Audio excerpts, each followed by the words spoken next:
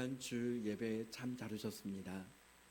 하나님 아버지의 크신 은혜와 그 사랑과 그 축복이 우리 모든 성도님들 한 분 한 분 가정 모든 삶 속에 충만하게 함께 하시길 예수님의 이름으로 축복합니다. 우리 서로 사랑합니다. 축복합니다. 인사 나누겠습니다. 사랑합니다. 축복합니다.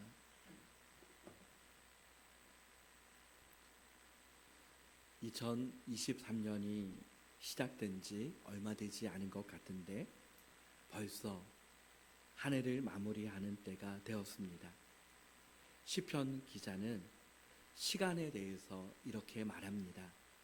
신속히 가니 우리가 날아가나이다.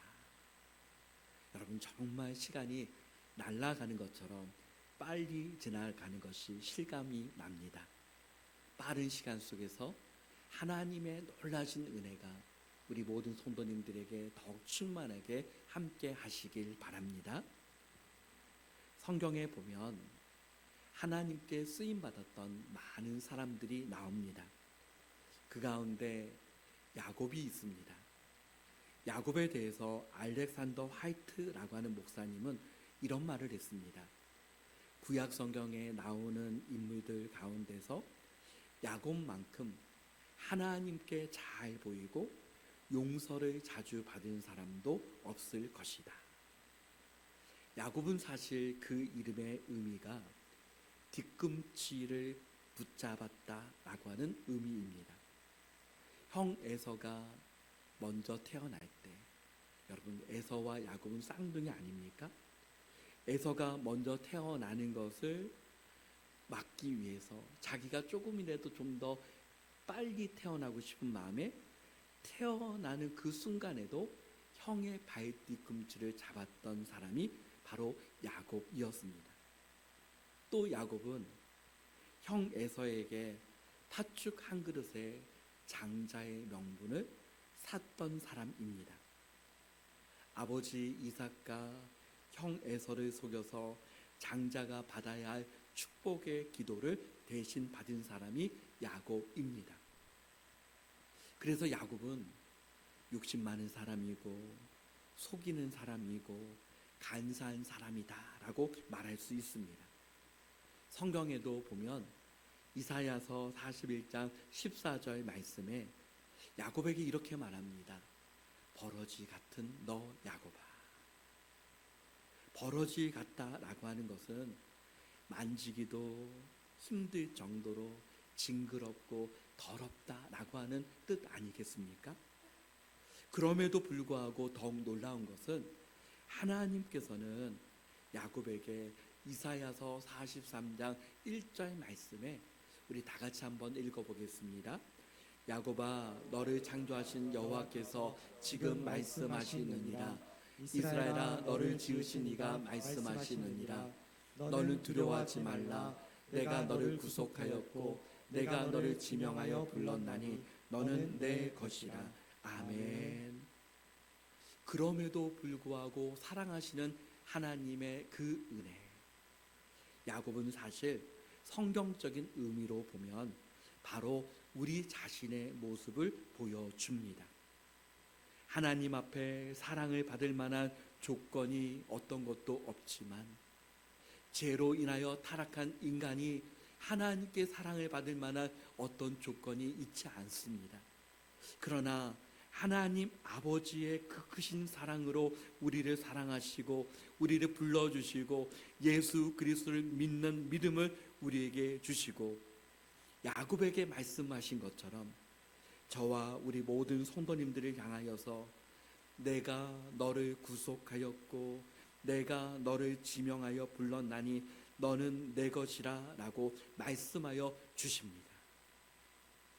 야곱은 35장의 말씀을 보면 자기 가족들을 전부 불러 모아놓고 자기가 지금까지 믿었던 하나님께 대하여 놀라운 간증과 고백을 하고 있습니다. 하나님은 나의 환난 날에 내게 응답하시며 나의 가는 길에 나와 동행하신 하나님이시다. 여러분, 이 말씀을 통해서 우리가 생각해 볼 것은 과연 우리 자신은 하나님에 대하여 나의 환난 날에 내게 응답하시고 나의 가는 길에서 나와 함께 동행하실 하나님이다 라고 하는 그 고백이 자신 있게 고백할 수 있는가입니다. 환난이라고 하는 의미는 뜻밖의 불행한 일을 만나서 근심과 불안에 쌓이는 그 상태가 환난입니다. 우리가 살아가는 모든 삶을 보면 뜻밖의 어려운 일들, 환난을 만납니다. 그리고 그 환난과 위기 앞에서 고통하고 고민하고 근심할 때가 얼마나 자주 있습니까? 야곱은 자신의 부모를 떠나 지난 20여 년 동안 나의 환난 날에 내게 응답하셨다는 그 야곱의 말에서 그가 겪은 환난을 성경은 4가지 정도로 기록하고 있습니다. 첫째는 창세기 28장을 보면 자기 형 에서를 속이고 장자가 받아야 할 축복의 기도를 가로챈 일이 있었습니다. 그러자 에서가 자신이 받아야 할 장자의 축복을 가로챈 야곱을 미워하기 시작하고 나중에는 죽이겠다라고 하는 계획을 세웠습니다. 지금 생각해 보면 아버지의 그 기도를 대신 받았다고 해서 그것이 과연 형 에서가 야곱을 죽이려고 작정할 정도로 그렇게 큰 일인가? 라고 하는 생각이 듭니다. 그런데 여러분, 과연 그때는 어떻습니까? 아버지의 그 기도는 그냥 이렇게 되기를 원합니다. 그 기도 이상으로 장자의 그 축복권을 주는 것입니다. 그 기도를 통해서 하나님께서 주시는 그 장자의 축복권을 기도를 통해서 주는 것입니다. 그러기에 에서는 야곱을 미워했고 죽이려고 하는 그 계획까지 세웠습니다.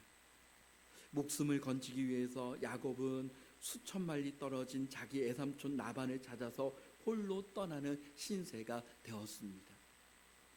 부모님께 사랑받았던 야곱이 하루아침에 강야에 혼자 나홀로 던져진 존재가 된 것입니다. 야곱에게 큰 환난이 덮치게 되었습니다. 혼자 먼 강야 사막길을 걸어가다가 어느덧 해가 뉘어지고 있었습니다. 야곱은 그 강야의 한 길에서 돌을 베게 하고 누웠습니다. 앞으로 내 인생길이 어떻게 될까? 애삼촌이 날 기꺼이 받아줄까? 내가 이 길을 다시 돌아올 수 있을까? 여러 가지 복잡한 생각들이 그를 괴롭히며 마음을 무겁게 했을 것입니다.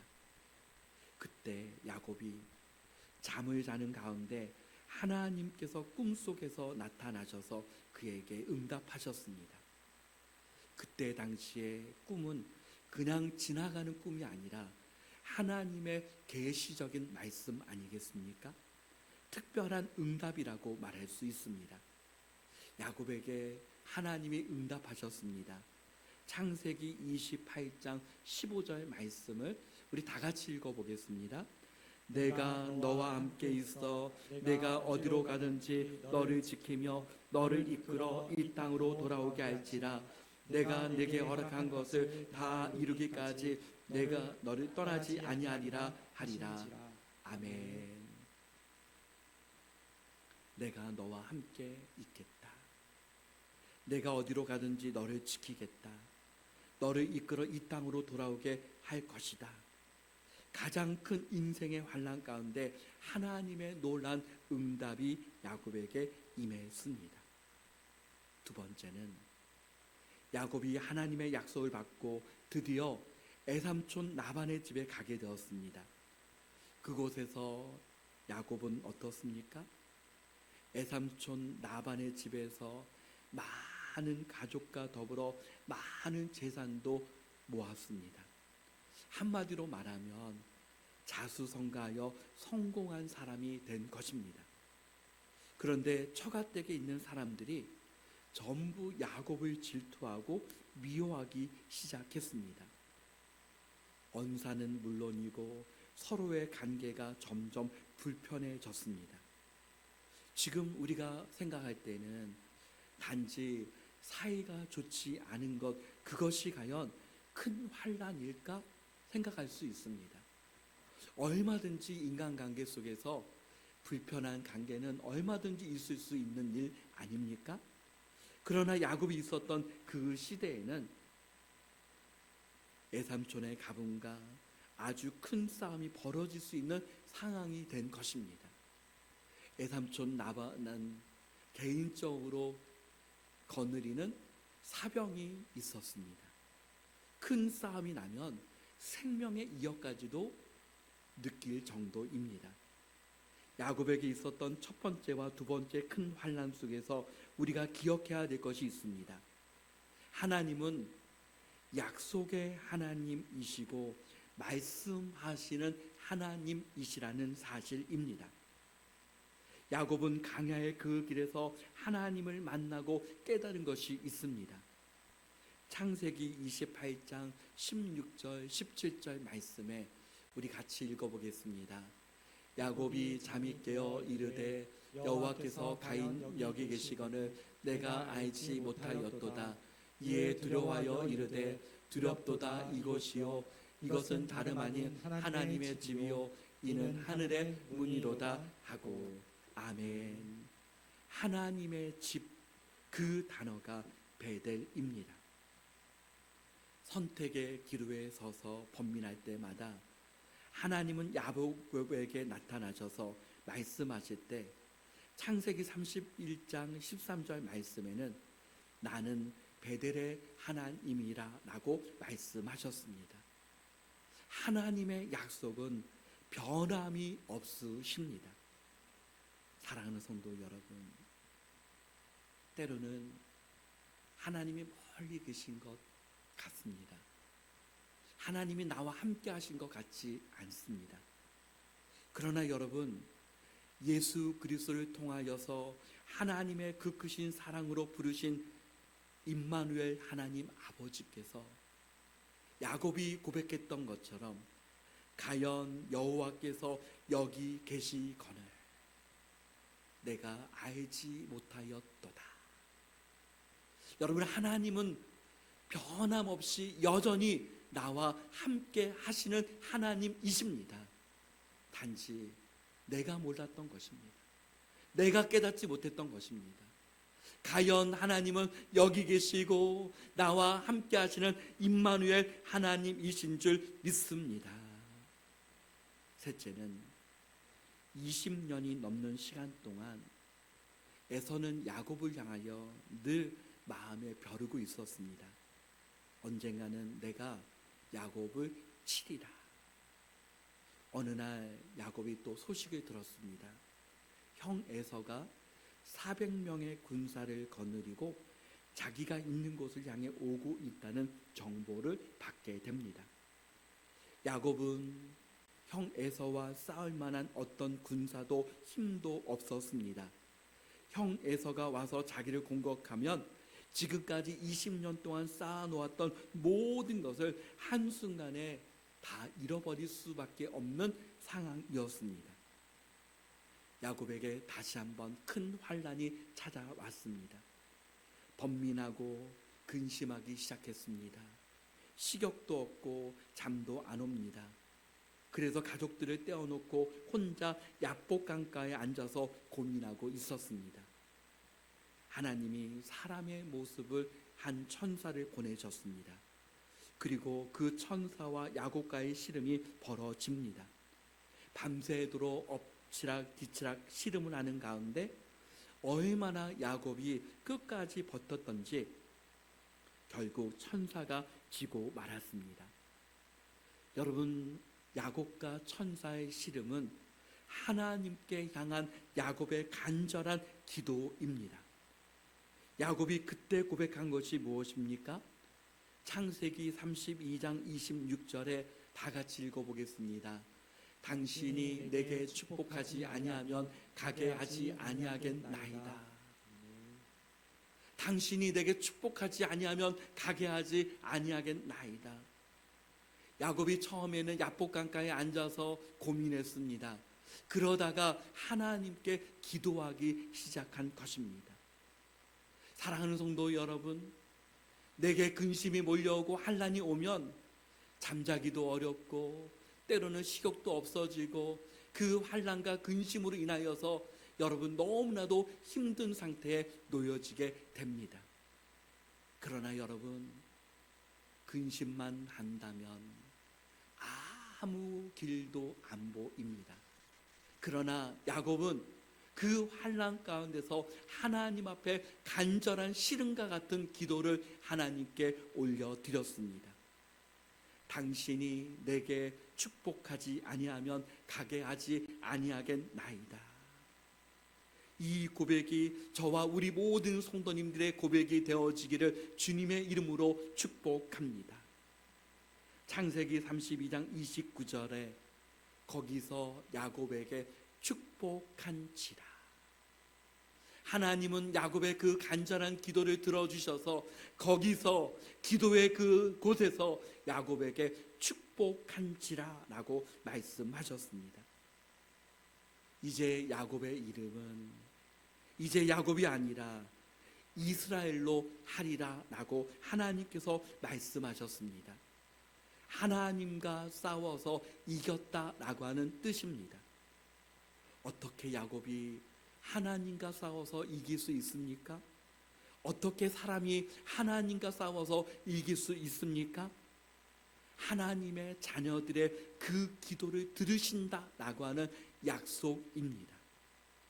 넷째는 지금까지의 야곱에게 있었던 환난이 자기 자신과 자기의 가문의 문제였었다면 이제 다른 민족과의 문제가 얽혀져 있는 문제입니다.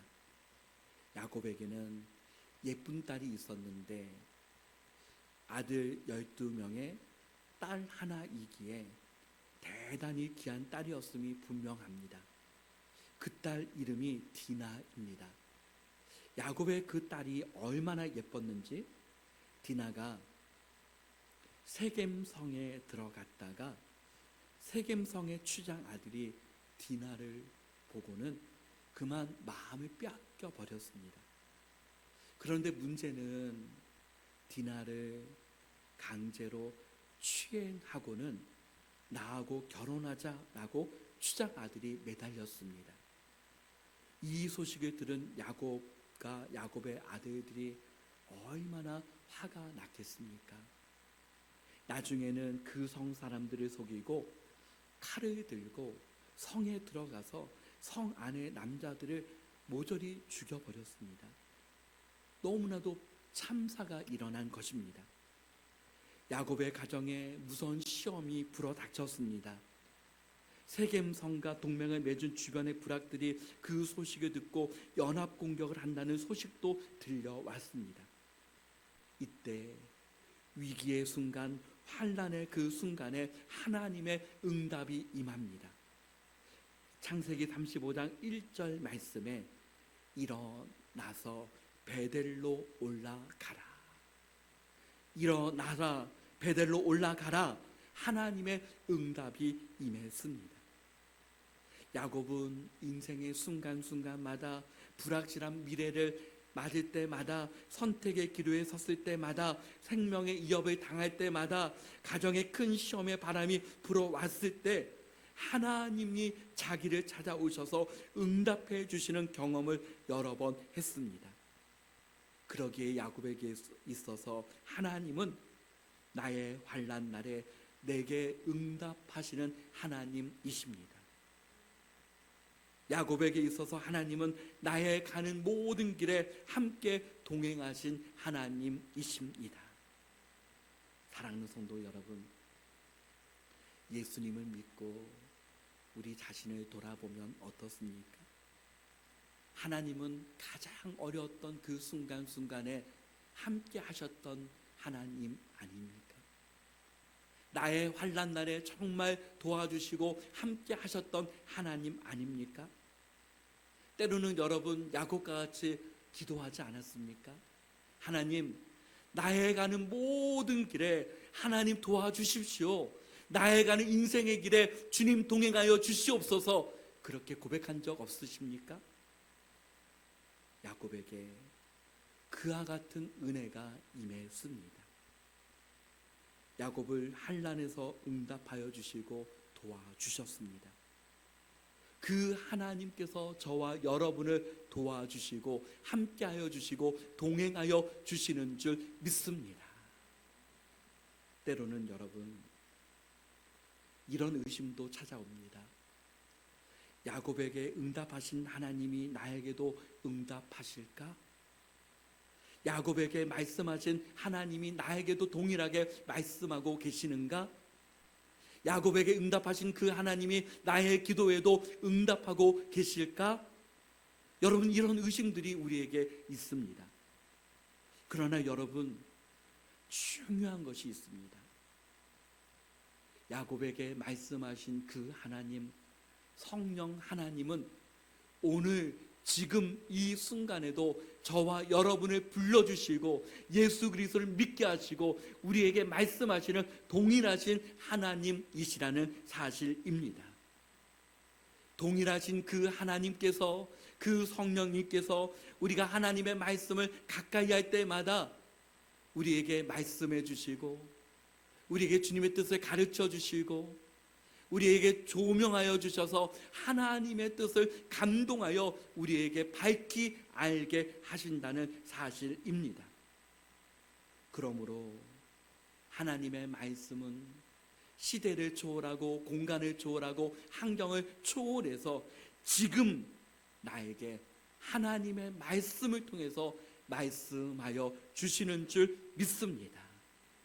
그 하나님은 나의 환난 날에 도와주시고 나의 가는 모든 길에 인도하여 주시고 저와 여러분의 모든 기도를 응답해 주시는 참 좋으신 하나님 아버지이십니다. 하나님의 말씀을 듣고 환난의 날에 우리가 베델로 올라가자라고 야곱은 고백합니다. 베델은 어디입니까? 하나님을 만났던 그곳이 베델입니다. 하나님의 음성이 들려졌던 그곳이 베델입니다. 하나님께서 불러주셨던 그곳이 베델입니다. 그러므로 베델로 올라가자라고 하는 고백은 첫째는 하나님을 처음 만났던 그 믿음으로 나아가자. 하나님을 만났던 가장 그 뜨거운 믿음으로 회복하자라고 하는 의미입니다. 두 번째는 베델로 올라가자라고 하는 것은 지금까지 함께 하셨던 것처럼 오직 하나님만이 이 모든 환난에서 나를 건지실 수 있는 분임을 고백하는 것입니다. 세 번째는 베델로 올라가자라고 하는 것은 하나님께서 기뻐하시는 최고의 믿음을 지향하는 것입니다. 네 번째는 베델로 올라가자라고 하는 것은 나의 잘못된 점을 하나님 앞에서 하나님의 말씀 앞에서 뒤돌아보자라고 하는 의미입니다. 다섯 번째는 베델로 올라가라라고 하는 그 말씀에 순종하는 믿음의 고백입니다. 여섯 번째는 하나님 중심적인 신앙으로 돌아가는 것입니다. 사랑하는 성도 여러분, 창세기 35장 2절을 같이 읽어보겠습니다. 시작. 야곱이 이에 자기 집안 사람과 자기와 함께한 모든 자에게 이르되 너희 중에 있는 이방 신상들을 버리고 자신을 정결하게 하고 너희들의 의복을 바꾸어 입으라. 아멘. 하나님과 막혀 있었던 그 원인들을 한 가지 한 가지 제거하고 온전히 하나님 중심적인 믿음으로 나아가는 액션을 취하는 야곱과 그 가족의 모습을 보게 됩니다. 사랑하는 성도 여러분, 야곱과 같이 환난의 모든 것에서 건져주신 하나님, 인생의 모든 길에서 함께 하신 하나님, 그 하나님께서 저와 여러분의 하나님, 바로 나의 하나님이 되시는 줄 믿습니다. 오늘 우리에게 주신 말씀과 같이 우리가 베델로 올라가자. 하나님 기뻐하시는 믿음, 가장 충만한 그 믿음의 첫사랑을 회복하는 하나님의 자녀들이 다 되시길 예수 그리스도의 이름으로 축복합니다. 아멘.